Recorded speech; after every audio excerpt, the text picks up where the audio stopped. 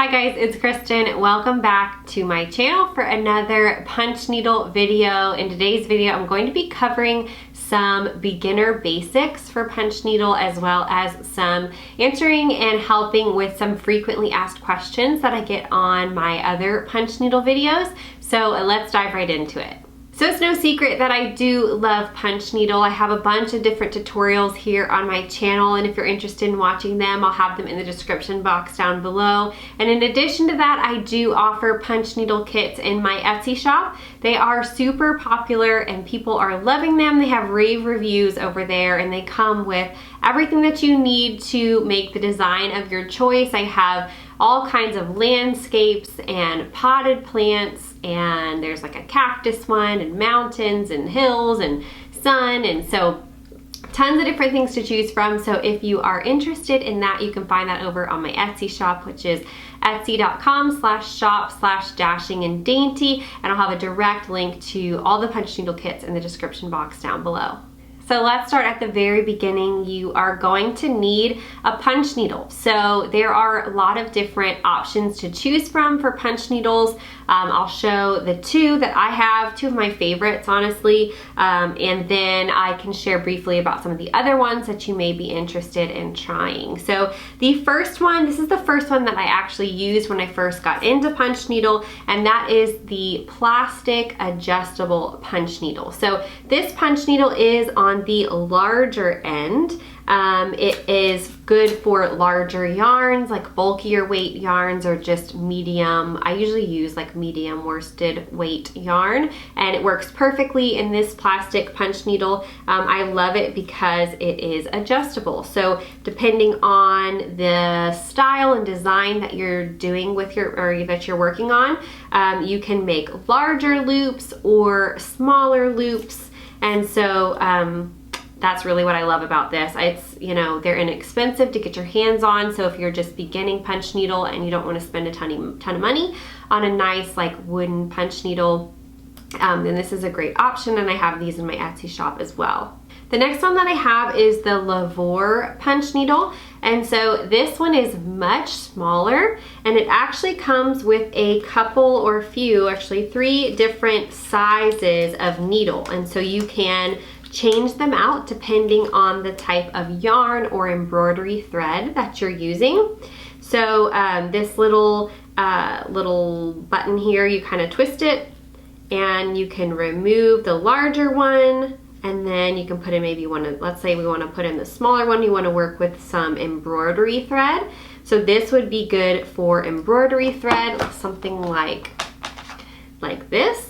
So if you're looking to do more of like embroidery and detail stuff, this one is great for that, and it's not too expensive. I got mine off of Amazon. Some other ones are the Oxford punch needle, which is a really popular one, more on the pricier side of things, and that one is a little bit larger. So if you're looking to do maybe thicker wools, something that's a little bit more bulky, that could be a really great option for you. And just like in all of my videos, anything that I mention in this video, if it can be linked, it will be linked in the description box down below.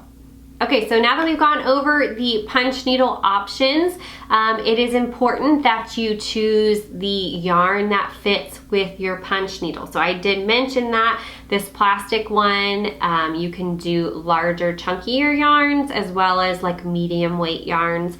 And then if you're looking for smaller, thinner yarns, you might want to go with the largest insert for the Lavore punch needle. And if you're looking for super thick, chunky yarns, then the Oxford punch needle will work great for that, especially for someone who wants to do pillows and, you know, even rugs. People do rugs. This is often called rug hooking. So things like that. The right tool for the job is very important, and equally as important as the right tool is the right yarn. Probably the most frequently asked question on my punch needle videos is how to keep the yarn from coming out of their fabric. So there are a few things that could be going on with that, a few problems. So let's go over those now. So if you're having trouble keeping your yarn or embroidery thread in your base fabric, first you need to look at the size or the weave of the fabric that you are using. So not all monk's cloth or linen and that sort of thing are created equal. So as you can see here, I have two different types of monk's cloth. Both of these are sold as monk's cloth. One of them has a larger weave and one of them has a much tighter weave. You can see.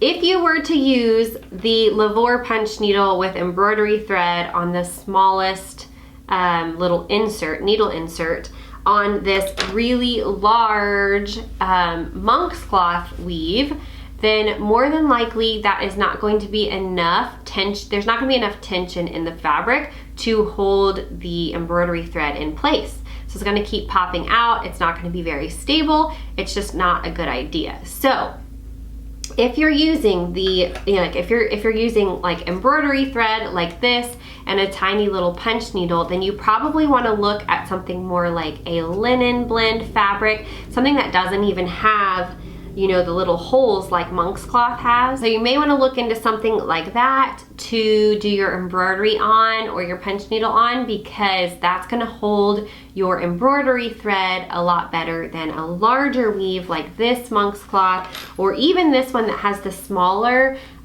weave on it. Even still, that might be not quite, I don't think it's just still too loose for the smaller Lavore punch needle. So make sure that the punch needle that you're using fits well with the fabric that you're using. The other thing is that you need to make sure that the thread fits well, the thread or the yarn fits well with the punch needle that you're using. So if I had this larger punch needle and I wanted to put this embroidery thread inside of it and use this larger weave monk's cloth, what's going to happen is I'm going to be making large holes in this monk's cloth with my punch needle, and then when I go to pull my punch needle out and move to the next, that it's going to leave this huge hole there, and that embroidery thread is just going to be like rattling around in there. It's not going to have any tension on it. It's not going to have anything to hold it in place.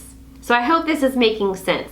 Again, make sure that you choose the right base fabric, monk's cloth, linen, that sort of thing. Make sure it's the right thing. And then secondly, make sure that the needle size fits the embroidery thread or the yarn that you are using. So this larger, for instance, I like to use a medium weight yarn on. I can also use a larger weight yarn, and that works perfectly with my larger weave monk's cloth here. And actually I can use it on the smaller monk's cloth as well. The weave is a little bit smaller, but it's still fairly loose, so I can easily insert my punch needle through and not have any issue. And both of these cloths hold very well the medium weight yarn, as you know, while using this plastic punch needle.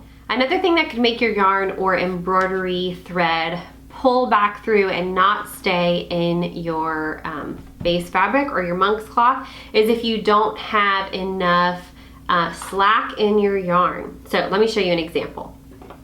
So let's get our larger punch needle threaded here. I'm going to put just some of this medium weight yarn through it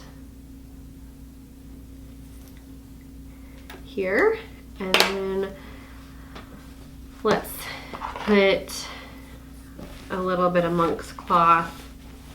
I'm going to put this larger weave monk's cloth in here.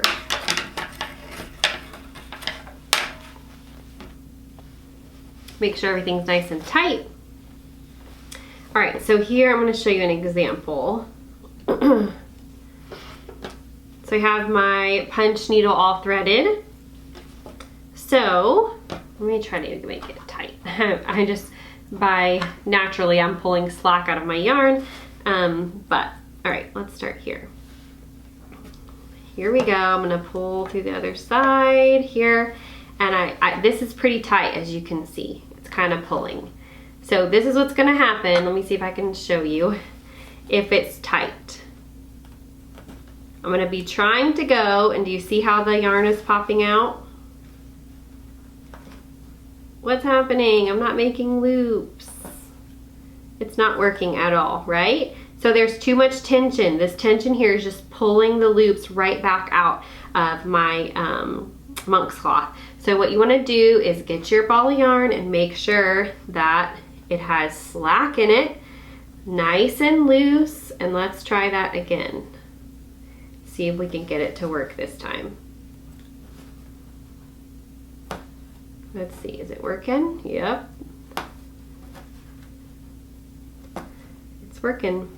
So that's another factor, is you want to make sure that there's plenty of slack in your yarn while you're working. So another issue that people commonly have is if you're working with a wooden embroidery hoop, like this one's like a bamboo one.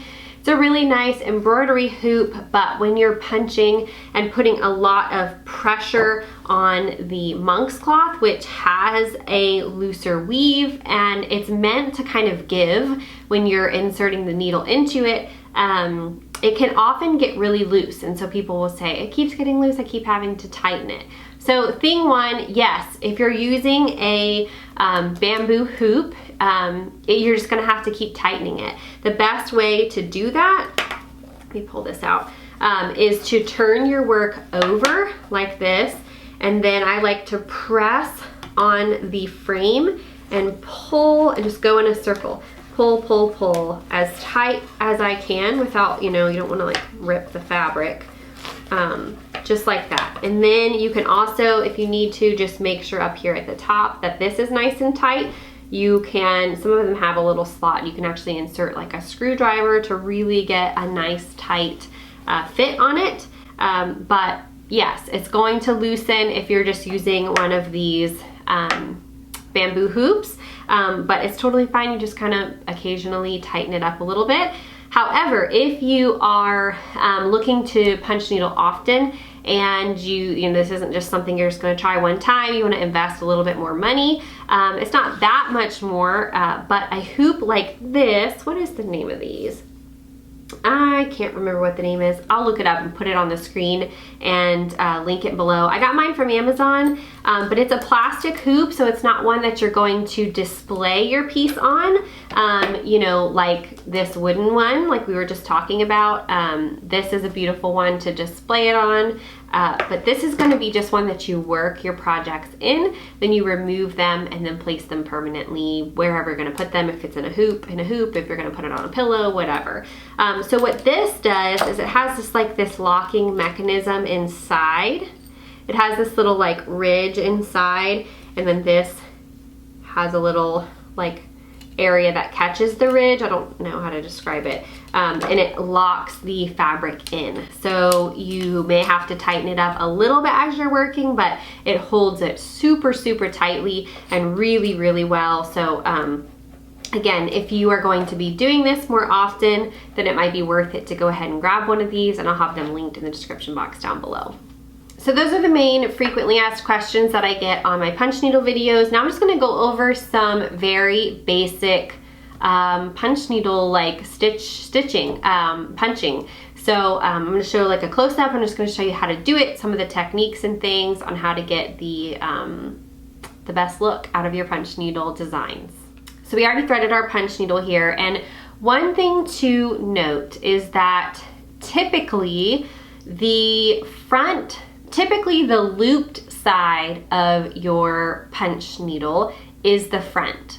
So you would be, let's say you put your fabric in just like this, you're punching in here, the other side is the side that's going to get the loops, and so that's going to be the front of your design, typically. However, I am a little bit different, and I like the more structured look of having the tighter loops on, or like the tighter stitches on the front.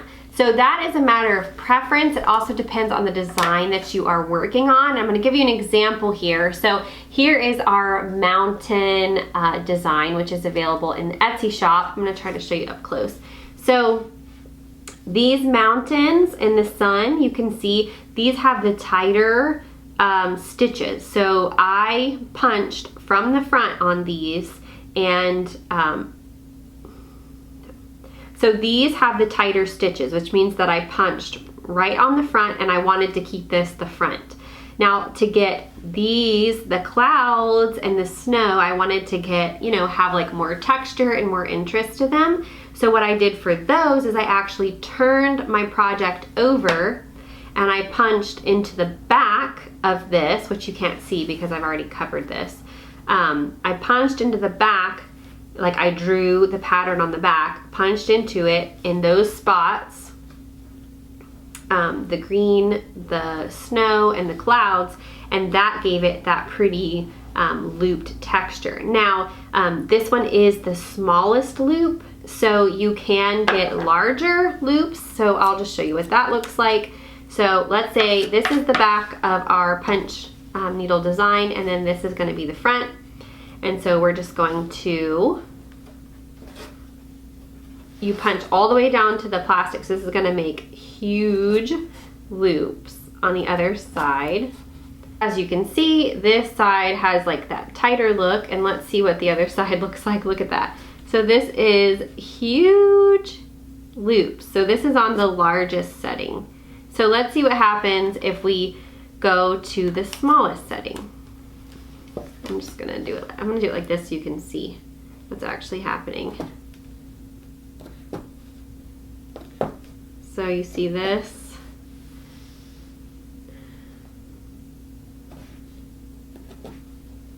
So we're still getting the loops, but they're just much smaller. That's what I used to get the mountain, or the clouds and the snow-capped mountains. And so this is what that looks like from the front. This is what I punched with the shorter, and then this is what I punched with the longer. So that's what that looks like. So it's really a matter of preference. I believe that the people who originally were doing the punch needle, it was always that the loop was supposed to be on the front. I think this is used for like making rugs and that sort of thing. So you always wanted the larger like loops on the front of the design. But I think this is like an art, and you can do whatever you want. So it doesn't matter, as long as the yarn is staying in the fabric and it looks good to you, then you do either one that you want. So, but just keep in mind that if you're wanting the loops to show on the front of your design, then you would need to put it in, you know, draw your pattern on the front here, punch into it, and then when you take it out, then this would be the front of your design. Hopefully that makes sense. Or if you're like me and you want to mix the two, then you're going to have to draw your design on both sides, so you can flip back and forth and punch depending on where you want the loops and where you want the like shorter look. So hopefully that makes sense, and those are your options as far as the loops. Some people are confused by that because a lot of videos say like, or tutorials, whatever, say like you always make the loops the front of your design, but I don't see any reason why that has to be the case. So I like to mix the two, like I've mentioned, and some of my designs even have only this here, I don't know what to call it, like the flatter stitch. Either way, you can do whatever you'd like. All right, next let's talk about just the basic stitch itself. So the basics of that. So what I like to do is pull the yarn so there's just like a little bit sticking out the front. Grab my embroidery hoop and pick the spot that you're gonna start. There's really no rule about this. But there is a rule about this. You want the open side of, like the larger open side here, facing the direction that you're going. So if I'm gonna go across here like this, I'm gonna insert it here and have it open towards the direction that I'm going. Another thing that you want to do is try to keep your punch needle on the fabric when you're pulling it up and sliding it over. So you're pulling up and you're just gonna keep it kind of touching, just brush the top of your fabric and then punch back in. And when you punch, you wanna punch all the way down to the plastic on this, or on this one, you would punch all the way down to the metal part. Make sure that you do that to get the uniform stitches. So this is all we're doing here, just all the way across, just like that. Now, if you want to change directions, you are going to rotate your punch needle and see that the big part is facing the direction that you want to go. And then you want to punch in between your other stitches. Try not to line them up together, but you want to go kind of like you're laying bricks and punch, punch, just like that. See that? And we'll go back the other way. And depending on the type of look that you're going for, you can even extend your stitches a bit. So in one of my potted plant punch needles, to make the leaves look like they're going in towards like the vein of the leaf, I kind of took the punch needle and made like longer stitches like this, back and forth. So this is an option too. There's a lot of different ways that you can play around with this art to make it your own. So in this case, of course, you would want this to be the front, but can you see how that would kind of look like, you know, the leaves are kind of, you know, the lines are kind of going in towards the vein. So tons of different options and stitches and ways to make it look more interesting and more fun and more real, more textured, that sort of thing. So that's one of the reasons why I love punch needles so much, is it's just there's so many variations and things that you can do to make it look better and more realistic. So I hope this video was helpful to you, and if you are interested in getting a kit from me, the kits come with the embroidery hoop, they come with the monk's cloth fabric, as well as the finishing fabric. They come with the adjustable punch needle, a threader for the punch needle, and all of the yarns that you need to complete this project. So if you ordered this one, it would come with all the yarns plus extra to be able to complete this project. So it's a really fun way to just get started with punch needle if you don't want to go out and buy everything individually. It's kind of like a discounted price because you're buying everything together. And of course, it also does come with the pattern. So all the patterns are hand drawn and designed by my husband. So that's kind of cool too. It's not something that you're getting from overseas or just some like cheap, you know, reproduction. This is something that we have designed ourselves and put out for you guys. So you guys have been loving them, and we appreciate all the support in that way. So thank you so much for watching this video today. If you enjoyed it, give it a thumbs up and leave me a comment down below and let me know, are you just beginning punch needle and looking for some tips? Are you having any issues? Let me know. I always respond to all of your comments and I love to hear from you guys. All right, thanks for watching this video today, and I will see you in my next one. Bye.